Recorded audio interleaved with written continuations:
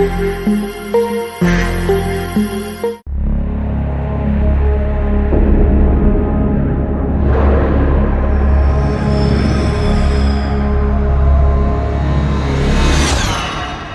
Pentagon will develop new AI-guided planes to add to the U.S. Air Force,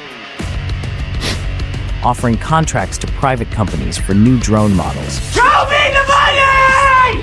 Boeing has showcased its AI drone model, called the Ghost Bat, which is designed to work with existing military aircraft and features a low-cost design.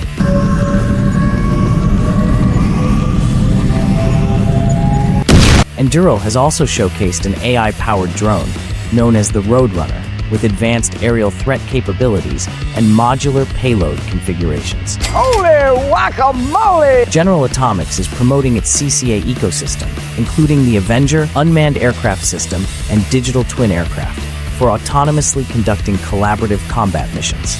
What? Lockheed Martin has integrated AI into its planes, updating the Vista X-62A training plane with AI operating systems for extended flight durations.